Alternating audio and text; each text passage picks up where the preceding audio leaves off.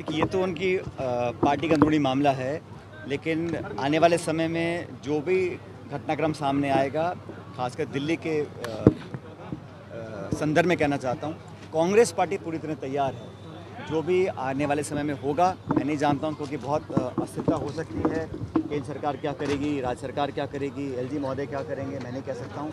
लेकिन जो कुछ भी होगा, कांग्रेस पार्टी हर चुनौती के लिए तैयार है और हम हर चुनौती का मुकाबला डटकर करेंगे और कामयाबी से करेंगे।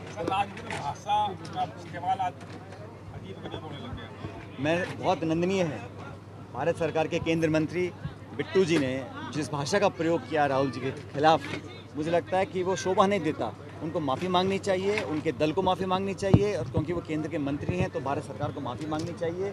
नेता प्रतिपक्ष के खिलाफ इतनी ऊंची भाषा का प्रयोग करना कतई किसी रूप में भी सही नहीं है, और मुझे लगता है कि ये जानबूझ के किया गया है, क्योंकि नए नए भाजपा में गए हैं तो अपनी वफादारी साबित करने के लिए उनको सब बातें भूलनी पड़ती होंगी राहुल जी के बारे में।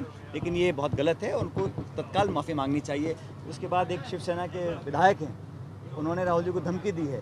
एक भाजपा के दिल्ली के नेता हैं, मारवाड़ी शायद नाम है उनका, उन्होंने उनको जान से मारने की धमकी दी है। मतलब इस राजनीति में आप भाजपा अगर बैकफुट पर आ रही है, बीजेपी पिछड़ रही है चुनाव प्रचार में, हरियाणा में, जम्मू कश्मीर में, और वो हर जगह अपने आप को कांग्रेस से पीछे पाती है, तो बौखलाहट में उनको राहुल जी को टारगेट करने के अलावा कोई विकल्प बचता नहीं है। तो मुझे लगता है कि ये तो कहीं ना कहीं उनके अंदर जो राजनीतिक कमजोरी आई है 2024 4 जून के चुनाव के परिणाम के बाद, कि बैसाखियों पे सरकार को वो चला रहे हैं, तो अपनी भड़ास निकालने के लिए नेताओं को बोला गया है कि राहुल जी को भला बुरा कहो। लेकिन मैं मानता हूँ, जितना आप कांग्रेस पार्टी को कोसोगे, राहुल गांधी जी को गालियाँ दोगे, उनको कोसोगे, उतना हम मजबूत होकर आगे निकलेंगे।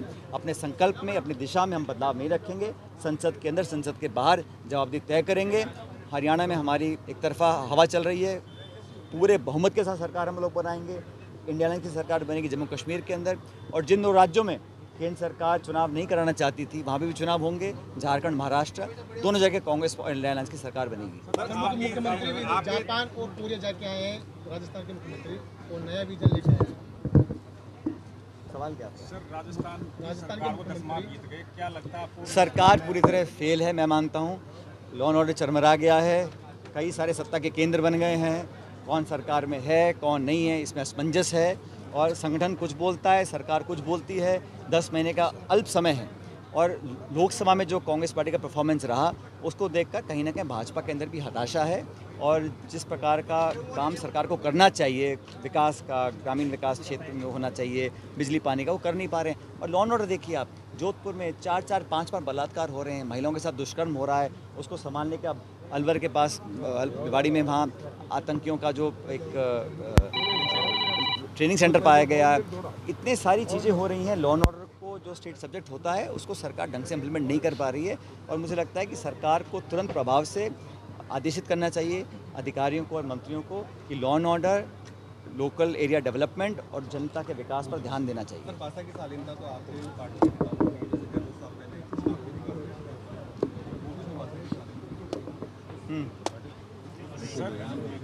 सर डोटासरा जी अब विपक्ष के लोगों को अपना साधु बना रिश्ता जोड़ रहे हैं। कांग्रेस पार्टी विपक्ष में है, और हम लोगों ने हमेशा एक सक्रिय विपक्ष की भूमिका निभाई है। हम लोग सरकार को की जवाबदेही तय करते हैं, सदन के अंदर, सदन के बाहर। अगर सरकार काम नहीं करेगी, सरकार के खुद के विधायक उनका सरकार का विरोध करते हैं, इसमें कांग्रेस पार्टी कुछ नहीं कर सकती। लेकिन कांग्रेस पार्टी एक मजबूत विपक्ष के रूप में काम कर रही है। हमारे तमाम नेता एकजुटता से काम कर रहे हैं, जवाबदेही तय करेंगे, सरकार को मजबूर कराएंगे कि विकास के कामों को कराएं। जो हमारे कार्यकाल में हम काम छोड़ गए थे, उनको भी रोक दिया है। तो कहीं ना कहीं द्वेष की भावना से वो काम कर रहे हैं। धन्यवाद।